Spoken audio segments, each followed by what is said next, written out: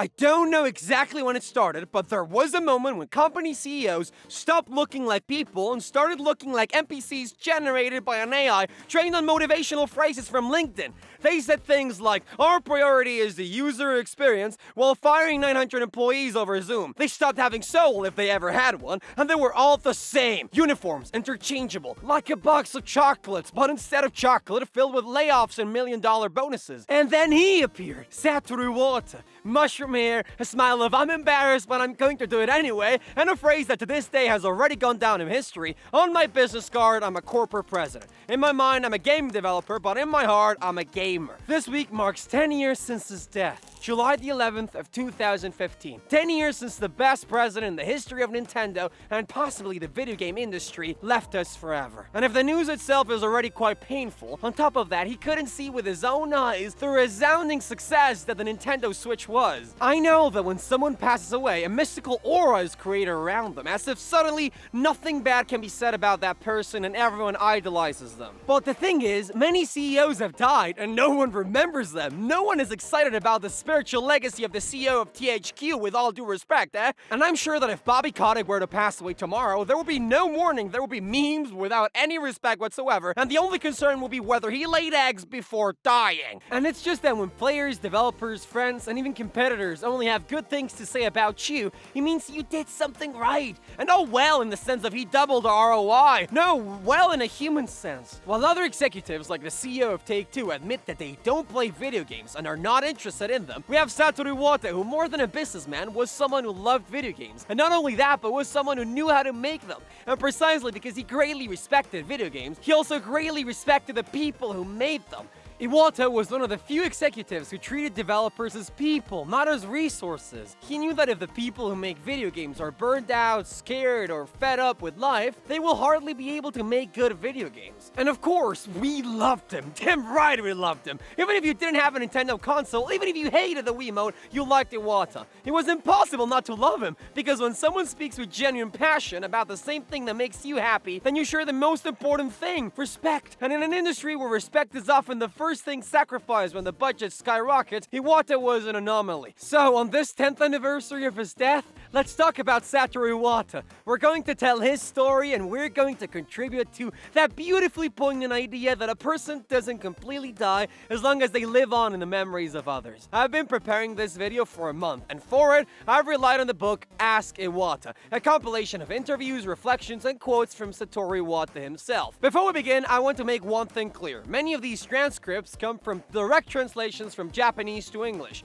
And of course, if you have even a minimal knowledge of the history of Japanese to English translations, you know that's like playing a game of Chinese whispers. Nintendo, moreover, has the lovely tradition of giving its translators free rein to do whatever they want. So, many texts get distorted more than Mario's face in the 64 menu. I have tried to stay as true as possible to the original words, but I still haven't watched all 1,100 episodes of One Piece, so I don't know Japanese, which on the other hand makes me a functional human being. So there might be some misinterpreted concepts, or it might be discovered over time that something was misunderstood from the beginning. And if that happens for the sake of the video, but above all out of respect for the memory of Satoru Iwata, I will make all the necessary corrections in the video description.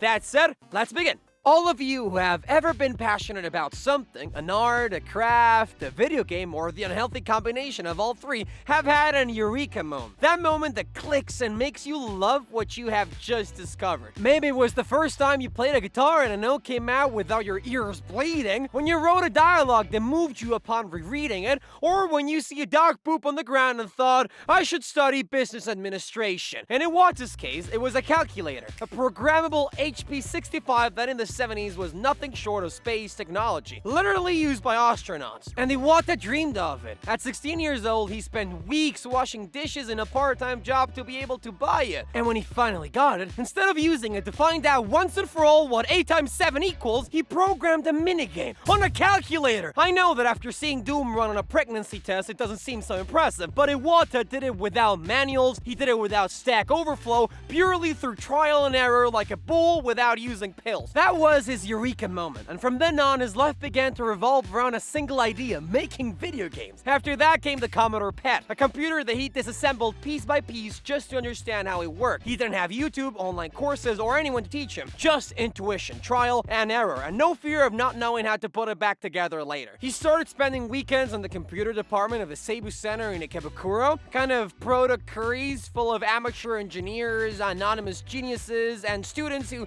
didn't even know they were going to invent the internet. I wasn't there, but I know exactly how that place must have smelled. There, he met a guy who was struggling with a program. Iwata peeked in, saw the error, and like a pro said, "Relax, this is how you fix it." And he fixed it, and they became friends. That's how friendship works among programmers. We don't hug, we debug each other. Once I fix your array, I can go to your wedding. That person shortly after would found HAL Laboratory, and when he offered Iwata a part-time job at his small company, well, he accepted. Because although HAL at that time was nothing, 5 people, a tiny office, and the same hope for the future as a little heavy metal band from your town. For him, it was like entering an amusement park where you were allowed to open the maintenance panels. Iwata did everything: programming, repairing consoles, sweeping the floor, and he did it happily. Well, he was delighted because his father, who was a local politician and a future mayor, considered it such a great shame that he stopped speaking to him for 6 months for not following the family tradition of doing boring things with a tie. But it didn't matter. Iwata had already decided who he wanted to be, and it didn't matter if that included disappointing his father and living modestly for the rest of his life, because it was what he loved, and it was that or betraying himself. After years of programming and surviving on dreams, coffee, and compilations that failed more than the Southern Rail, Iwata finally joined HAL Laboratory full-time, and that's where, for many, his true story began. During the 80s and early 90s, HAL was basically a commune of functional nerds. They programmed games, repaired consoles, made impossible ports, and probably shared the same toothbrush. With the release of the NES, HAL started dipping its toes into the world of video games. If Nintendo had a technical mess, HAL was there, and if HAL got stuck, they called Iwata, like the priest from The Exorcist, but with floppy disks instead of holy water. "Your code is now mine," he said as he entered a trance and began programming code in Latin. Was he a programming genius? Well, the first thing that defines a genius is the passion for what they do, and he certainly had that. But if we trust what his teammates say, the answer is a resounding yes. In this interview on the Nintendo website with Yoshio Sakamoto, developer of Balloon Fight, lost but retrievable thanks to archive.org, they talk about Iwata. "After playing the game, I told Iwata a bunch of things I would like to fix, but they were not easy to solve at all. At that time, programmers make corrections while consulting a stack of paper as thick as a phone book. Fixing some of those things would take at least an hour. When he got up to go get a coffee, Iwata said, 'Wait a second.' He started writing and said, 'Done.' Everyone considered Iwata a genius programmer, but hearing this story makes me realize it again," said the interviewer. His first real major experience with a title was Open Tournament Golf, a game that everyone said was impossible to fit into a cartridge, and Iwata not only fit it in, but also invented his own compression system to fit all the golf courses into memory. Interestingly, this was also the first project of Eiji Aonuma, the father of Zelda. With the release of the Game Boy, they started developing a game called Twinkle Popo, but one day Miyamoto showed up at the office and said, "What the hell is this? I like it. Change the name. Now it's a pink ball and it's called Kirby." Kirby's Dream Land sold over 5 million copies. Without that game, the Kirby saga would not exist as we know it. Words from Iwata himself. And then there's Earthbound. That was indeed a drama. The game was in a technical coma, with assisted breathing. In the words of its creator, Shigesato Itoi, the development was not progressing. It was on its way to becoming another corpse in the graveyard of good intentions, until Iwata arrived and said, "If we continue down this path, it will take us 2 years. If we redo it from scratch, 6 months. These words have already gone down in history. It was as it happened, and it worked. Once again, total genius." HAL kept growing, but it grew up wrong, like a teenager unsupervised who suddenly discovers Monster, vaping, and dropshipping. With the arrival of the 90s, they tried to scale. New offices, more staff, bigger projects. They wanted to become more than that quirky studio that makes weird things for Nintendo. They wanted to be big. And as often happens when you grow up without a safety net, they ended up crashing headfirst. The investments didn't recover, the games did not provide sustained profits, several projects were chained together without immediate return. The result? A debt of 1.5 billion yen. As of today, that must be around $20, but we're talking about 1.5 billion yen back then. And then, in 1993, with HAL on the verge of being declared an endangered species, Hiroshi Yamauchi appeared. President of Nintendo, emperor of "this is done because I say so." Yamauchi had been closely observing Iwata and offered HAL a deal. Nintendo would guarantee the debt, committing to give HAL many more orders for games and assistance so they could go to the banks and renegotiate this debt. In exchange, he would only ask for one thing: that Iwata would become the president of HAL Laboratory. It seems that Yamauchi recognized Iwata's talent before anyone else, and perhaps perhaps it was also a kind of test of worthiness for what was to come. And Iwata, at 33 years old, will become president. He himself says he felt he had no alternative. It was either that or HAL Laboratory, and therefore all employees would be out on the street. And he said yes because he knew that if he didn't try, in his own words, he would regret it for the rest of his life. On the internet, there are confusions. I've read in biographies that Nintendo bought HAL. What? No, in fact, to this day it remains independent. The most widespread version is that Nintendo paid off the debt, which also doesn't make sense. You don't pay off that debt without acquiring the company. Their support came more in the form of a guarantee, as can be read in the words of Iwata himself in the book.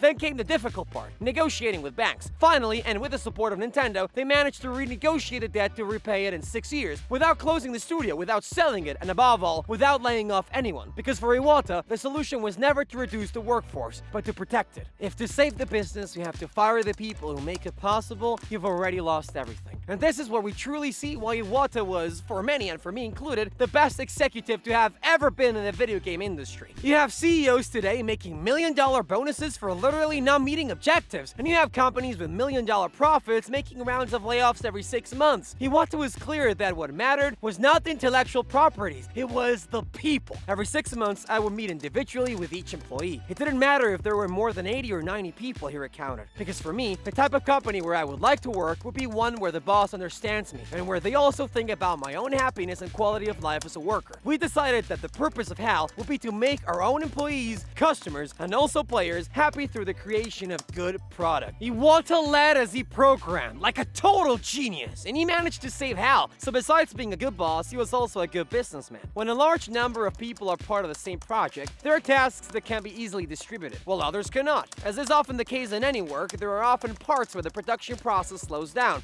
the so-called bottleneck. In programs, it is possible for a specific process to execute so suddenly that 1% of the entire program consumes between 70 and 80% of the total processing capacity. That is why it doesn't make sense to try to speed up production until the bottlenecks have been identified. It is the same with workers. Man, Iwata was a total geek. I definitely like him. It was the year 2000. HAL had more or less stabilized, and from Kyoto, they were starting to look at Iwata with different eyes. Not like the nice guy from Kirby, but like someone strange, someone who understood the video game from the inside, and at the same time also the exels. Imagine you have two cows. One understands video games well enough to be able to develop them. The other one wears a tie, knows Excel, employee management, and knows how to keep a company running even in times of crisis. Well, you fuse it, and there you have it, the fucking Iwata Bull. That year, Iwata joined Nintendo as chief of corporate planning. It sounds like punishment, but it was history. Because for the first time, someone outside the internal family tree was taking on this type of position. And what did they have to do? Well, what he had been doing all his life, solving messes. Is the Super Smash Bros. Melee team against the clock and not making it on time? Right away, my king! Iwata comes in, opens the code, starts optimizing, and gets the game ready for the GameCube launch. What, Pokemon Gold and Silver takes a long time to load the sprites? Right away, my king! Iwata developed his own graphic decompression system to speed up the entire system without using more memory, because for him, efficiency was a form of respect. What, the Pokemon infrastructure between Game Boy and Nintendo 64 can be ported? Right away, my king! Iwata rewrites the entire combat system by himself in a week. Shigeki Morimoto. I created that battle program and it really took me a long time to set it up, but when I found out that Iwata had been able to port it in a week and that it was already working, well, I thought, what kind of company president is this? And in the meantime, he began to collaborate more closely with key figures such as Shigeru Miyamoto. Miyamoto was the artist, the world designer, the guy who invented the D-pad, the analog stick, and probably 30% of your childhood. Iwata was in the middle. He was the bridge between design, programming, and hardware. Much of what I know about video game development, I learned from Miyamoto. Well, I might have to call it more copying than learning. I've been copying him since my days at HAL. And then the unthinkable happened. Hiroshi Yamauchi, the man who had led Nintendo with an iron fist since the 50s, the emperor who transformed a playing card company into a titan of global entertainment, decides to retire. And he chose Iwata as his successor. For the first time in Nintendo's history, the president would not belong to the Yamauchi family. Iwata understands games, and he understands the people who make them. He is the only one who can lead what is coming now. July 2002, Iwata became president of Nintendo. And with that, for the first time, a developer, someone who also loved video games, sat on the throne. But what was coming wasn't easy. When Iwata became president of Nintendo, it was not during a golden era. GameCube had just half crashed and didn't meet expectations. And it's not that it was a disaster, no. It was worse, it was irrelevant. The third parties were fleeing. Sony was dominating with the PlayStation 2, which could even play DVDs, and Microsoft had had just entered the market like any self-respecting Yankee, with muscle, a wallet, and a lot of firepower. The specialized press was starting to treat Nintendo like that eccentric relative who was once great, but now shows up at family gatherings to tell old war stories. And in that awkward moment, when any other company would have looked for a shark in a suit, Nintendo did the most radical thing it could do: appoint a programmer as president. The difference was noticeable right away. While most executives only appeared at press conferences or in annual reports, Iwata began speaking directly to the public. He stood in front of a camera in a white room and began to talk to the players, with a soft voice, a rigid body, and reverence on screen. What we now all know as Nintendo Direct was born. Without sets, without toxic hype, just a guy who looked like your weird uncle from the village, explaining why he was excited about a tactical robot RPG. But the real revolution happened within, because while other presidents talked about strategic objectives, business unit alignment, and no, I don't understand what the hell that means either, Iwata talked about people. Iwata Asks, a series of interviews where the president of Nintendo himself publicly interviewed his employees, not to look good, not for branding, but to understand how they think and how they worked. Engineers, designers, juniors, veterans, everyone had a voice. And he didn't do it with the arrogance of someone who wants to seem approachable. He did it like someone who truly wants to understand, because he understood that creative work only flourishes in environments where there is listening, respect, and genuine enthusiasm. Iwata didn't want to be a distant figure. He wanted to be part of the process. In the past, I used to program video games. Now, I develop new platforms and hardware.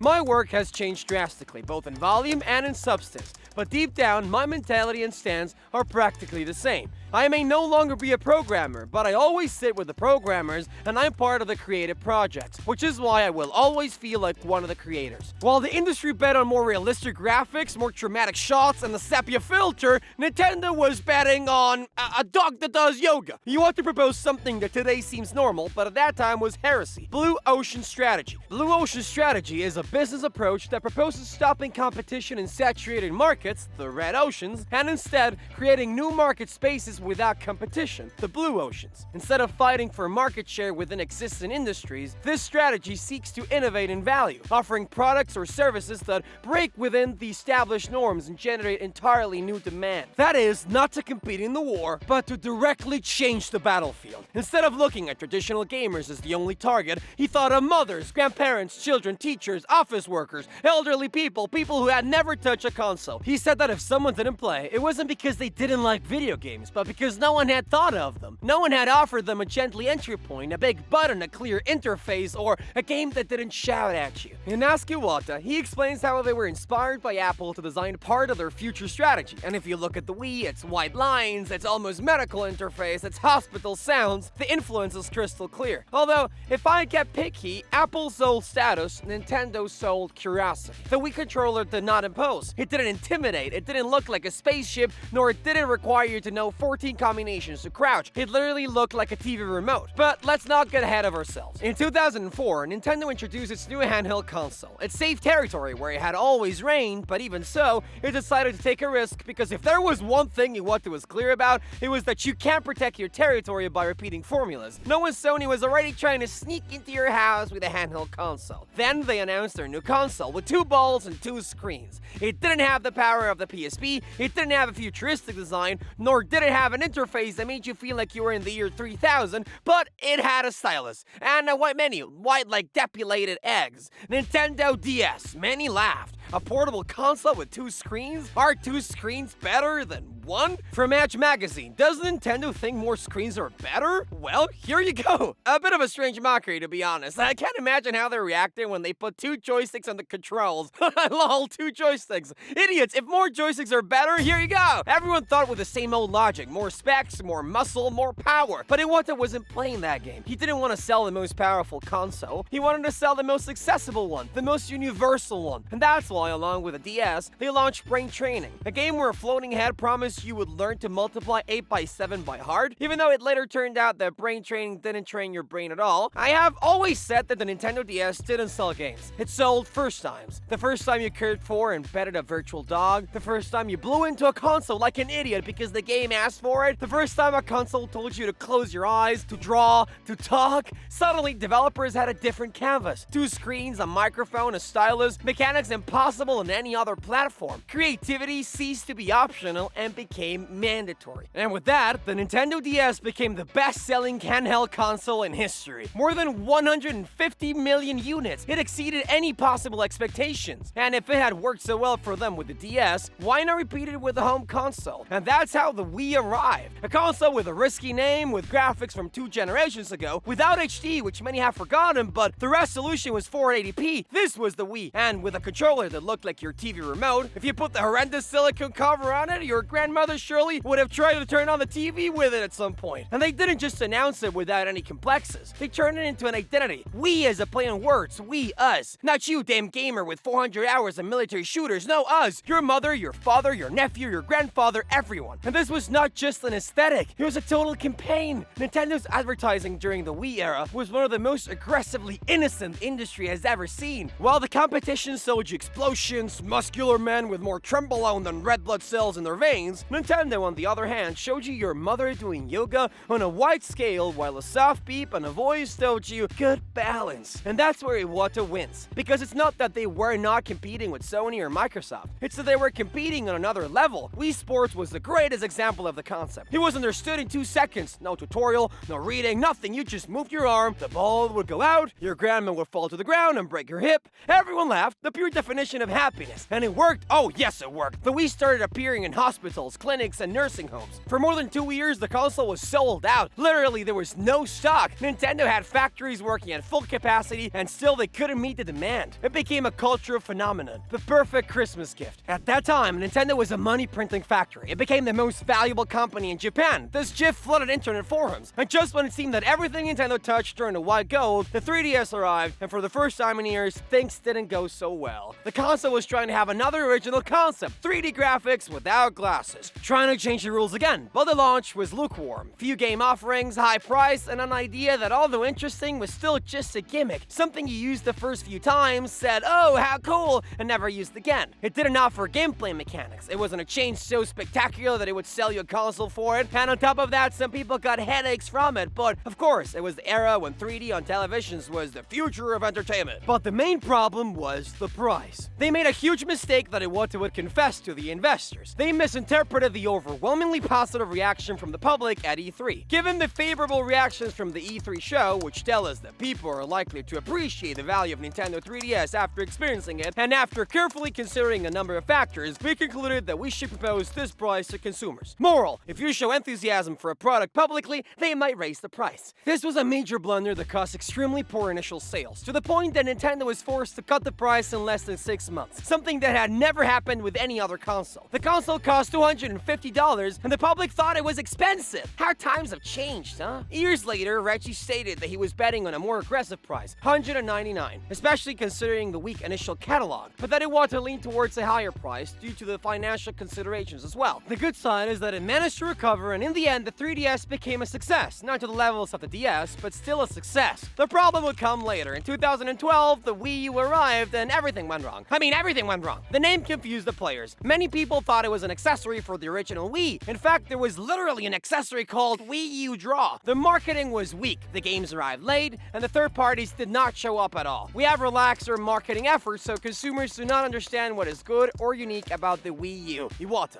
It was Nintendo's biggest commercial failure since the Virtual Boy. The console was owned by Miyamoto, Miyamoto's mother, and a few others. 13.56 million units. Most of Nintendo's games for the Switch sold more than the Wii U. It was a clear mistake. The tablet wasn't attractive enough, and the casual audience was already happy with their Wii. They did not need a new gadget to play bowling. I'll talk more about this in a future video about the Wii U. What is a role model was Iwata's reaction. Any other CEO would have talked about market challenges, recalibrating objectives, staff optimization, but no, Iwata publicly took the blame. He said they hadn't been able to communicate about the console, that they hadn't been clear, and that it was their fault. In January of 2014, he announced that he would reduce his own salary by 50% and cut those of other executives by 2 to 30% during 2014 to avoid layoffs. If we reduce the number of employees to achieve better short-term financial results, employee morale will decline. Honestly, I doubt that employees who fear being fired can develop software that impresses people all over the world. This mistake caused many things to change internally within Nintendo. Iwata is a staunch opponent of releasing games on mobile. Porting Mario to other platforms is not under consideration at all. If we did that, Nintendo Nintendo would cease to be Nintendo. According to Iwata, platforms like mobile phones or social networks were aiming to accumulate a large number of games without worrying about their quality, which could be ruining the industry. Iwata did not want to enter the world of loot boxes. He thought it would degrade their products. But after this debacle with the Wii U, they had to change many things. He continued to believe in their approach of being different and kept working internally on a hybrid console concept that would later become known as the Switch. But along the way, he needed to keep shareholders happy. And finally, Iwata admitted in 2014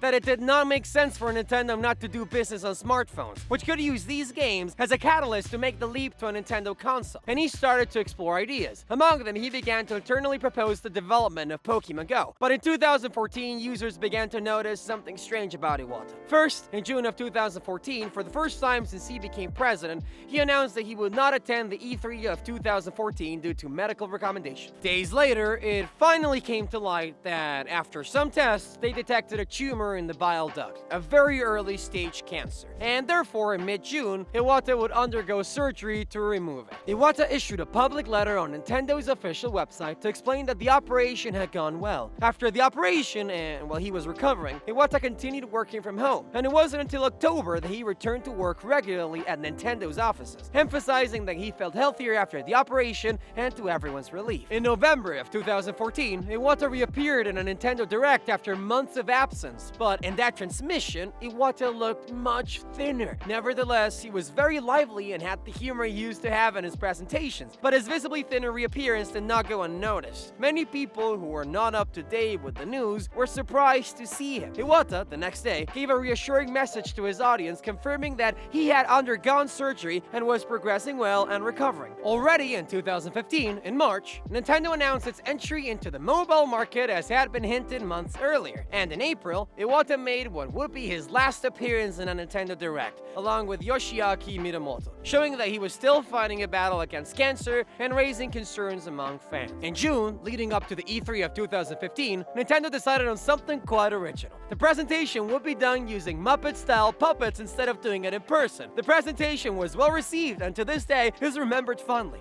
But you can imagine the reasons for doing the presentation this way. And a month later, in July of 2015, Iwata suffered a severe relapse. At the beginning of July, he was hospitalized. And even while hospitalized, he did not stop working. It was known that while he was in the hospital, he was exchanging ideas and providing feedback on the development of Pokemon Go, a testament to the passion and dedication Iwata had for his work until the very end. And on July the 11th of 2015, Iwata passed away at the age of 55 in the Kyoto University Hospital due to complications from that tumor.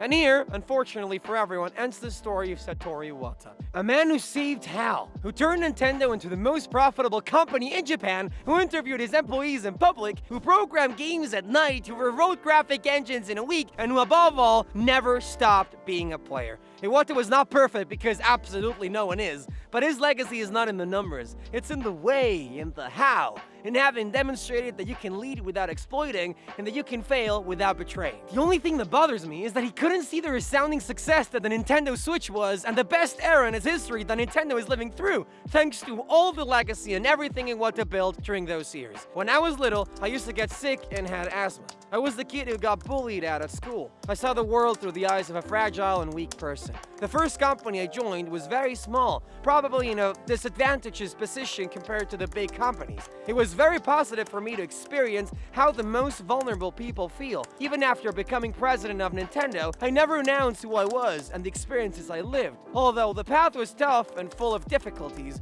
I never really had any regrets. He died at the age of 55. 10 years have passed, and he is still cited and remembered as an example of human leadership in an increasingly dehumanized industry.